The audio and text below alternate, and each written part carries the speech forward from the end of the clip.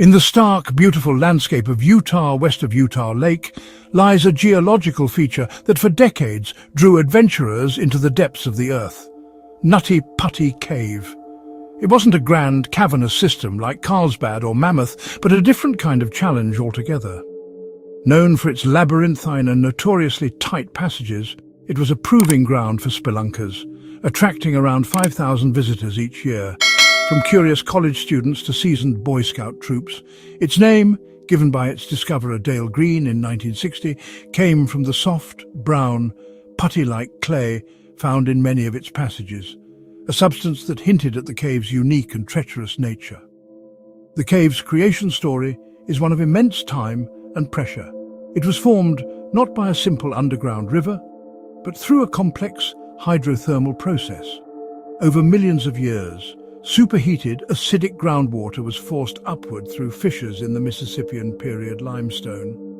This water dissolved the rock from below, carving out a network of tunnels, chambers, and constrictions that defy easy navigation. The result was a disorienting three-dimensional maze, with passages that twisted back on themselves, dropped into sudden voids, or narrowed to impossibly small apertures. This geological history made the cave both a marvel and a menace. Its unpredictable layout had led to numerous incidents over the years, with several cavers becoming trapped and requiring rescue. In 2006, after a series of high-profile rescues, authorities closed the cave to the public, fearing a major tragedy was inevitable. However, after implementing a new management system with a gate and a required reservation process, it was reopened in May of 2009, just 6 months before it would become infamous. For many who explored Nutty Putty, the ultimate test was a passage known as the Birth Canal. It was a challenging but navigable squeeze that required cavers to inch their way through a tight, twisting corridor before being reborn into a larger chamber. Successfully navigating it was a badge of honor, a story to be told. It was this specific challenge that drew a young man back to the caves he'd explored in his youth. On the evening of November 24th, 2009, during the Thanksgiving holiday week, 26-year-old John Edward Jones arrived at Nutty Putty Cave with a group of 11 friends and family members. For John, this was a nostalgic return to a cherished pastime, a chance to reconnect with his brother Josh and share an adventure before the holiday festivities began. John was a man with a brilliant future ahead of him. A second-year medical student at the University of Virginia, he was driven by a profound passion for helping others, with his heart set on becoming a pediatric cardiologist. At 6 feet tall, he was warm, charismatic, and known for his deep sense of responsibility and infectious good humor. His life was full. He was devoted to his wife, Emily, and their 13-month-old daughter, Lizzie. They were joyfully awaiting the arrival of their second child, a son, due the following June. Life was a whirlwind of study, family, and faith, and this trip was a welcome moment of recreation and bonding. John was no stranger to caving. He and his brother Josh had spent much of their youth exploring the underground world of Utah with their father. He was confident in his abilities, but it had been several years since his last spelunking trip. He was now older, and his athletic 200-pound frame was larger than it had been in his teenage caving days. This confidence, coupled with his long absence from the sport, would prove to be a fateful combination. Around 8 p.m., with the cold night air settling over Utah, John and his group descended into the earth. The mood was light, filled with excitement and laughter as their headlamps cut through the subterranean darkness. After exploring some of the main sections of the cave for about an hour, John's adventurous spirit took over. He was determined to find the legendary Birth Canal. He and his brother Josh split off from the main group, venturing deeper into a less-traveled area of the cave known as the Scout Eater.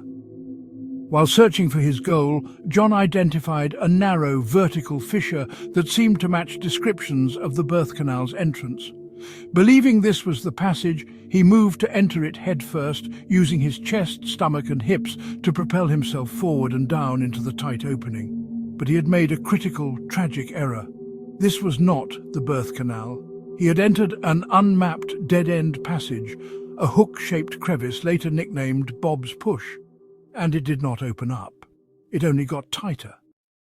John slid down until his chest was constricted by the narrowest point of the passage, an opening just 10 inches wide and 18 inches high. He exhaled to squeeze through, but the rock held him fast. When he tried to inhale again, the pressure on his chest was immense. He tried to wriggle backward, but gravity and the acute angle of the passage worked against him. He was trapped, pinned upside down, 150 feet below the surface and 400 feet from the cave entrance. His brother Josh was the first to realize the gravity of the situation. He grabbed John's calves and tried to pull, but John only slid deeper into the wedge, the fine rock dust acting like a lubricant. Panic set in. Josh knew he couldn't free him alone. In a heart-wrenching moment, he had to leave his brother alone in the suffocating darkness, promising to return with help. Josh scrambled out of the cave and made the desperate call for help. The first 911 call was logged at 9:30 p.m. The Utah County Sheriff's Office immediately mobilized its search and rescue team, a group all too familiar with the dangers of Nutty Putty Cave. The first rescuer to reach John around 12:30 a.m. was a volunteer named Susie Matola. She had to crawl and squeeze her way 400 feet into the cave to get to him. When she finally saw his boots protruding from the rock, she called out. John responded, his voice strained. "Hi, Susie, thanks for coming," he said, "but I really want to get out." Soon the area around the cave entrance transformed into a massive staging ground. Over the next 24 hours, approximately 137 rescuers from various agencies would descend on the site, a testament to the complexity and severity of the situation. The rescuers knew they were in a race against time, not just against the rock, but against John's own physiology. Being trapped upside down is one of the most dangerous situations imaginable. Gravity relentlessly pulls blood into the head, while the heart struggles to pump it back out, leading to extreme cardiovascular strain. His lungs were being crushed by the weight of his own organs, making every breath a monumental effort. Positional asphyxia was an imminent and deadly threat. The rescue plan was audacious. They would establish a sophisticated rope and pulley system, anchored to the surrounding rock, to try and pull John out feet first. But the cave fought them at every turn. The walls were composed of soft, crumbly calcite, making it incredibly difficult to set secure anchors. The space was so confined that rescuers could only work one at a time in exhausting shifts, drilling and rigging in the cramped, dusty darkness. Desperate options were considered. They discussed using small pneumatic air hammers to chip away at the rock around him, but the vibrations could have caused a collapse or shifted John into an even worse position. At one point, they even debated the horrific choice of breaking his legs to free him, but the immense shock and pain would have almost certainly triggered a fatal cardiac arrest. The pulley system was their only viable hope. Throughout the ordeal, John remained remarkably calm, showing more concern for his rescuers than for himself. To keep his spirits up, they managed to set up a radio connection, allowing him to speak with his wife, Emily, who was waiting anxiously at the surface. He told her he loved her and that he was going to get out and come back to her and their family.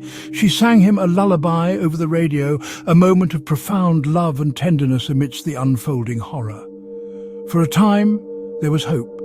The team managed to attach the ropes to a harness on John and, with great effort, pulled him up several feet. He was high enough to be given food and water. A wave of optimism swept through the rescue team, but then disaster struck. The primary anchor point, drilled into the soft calcite, suddenly failed under the immense strain. The rope went slack, and with a sickening jolt, John slid all the way back down into the narrowest part of the crevice, landing even more tightly wedged than before. The psychological blow was devastating. John knew, and the rescuers knew, that their best chance had just failed. His condition began to worsen rapidly. His breathing became shallow and sporadic. He started to lose consciousness. The rescuers, who had fought tirelessly for hours on end, were forced to accept the grim reality. After 27 agonizing hours trapped upside down, John's heart, under unimaginable strain for far too long, finally gave out. Just before midnight on Wednesday, November 25, 2009, John Jones was pronounced dead.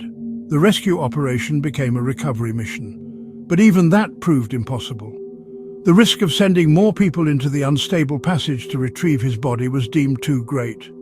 After consulting with his grieving family, who did not want another life risked, authorities made the difficult decision to seal the cave permanently. Nutty Putty Cave became John's final resting place, a tomb and a memorial. His family remembered him not for his tragic end, but for the life he lived. A life defined by his deep faith, his unwavering love for his family, his infectious sense of humor, and his profound desire to help others. His son, who he never had the chance to meet, was born the following summer and named John in his honor. The story of John Jones is a heartbreaking reminder of the unforgiving power of nature, but it is also a story of immense bravery, of the selfless rescuers who risked everything, and of a family's enduring love in the face of unimaginable loss.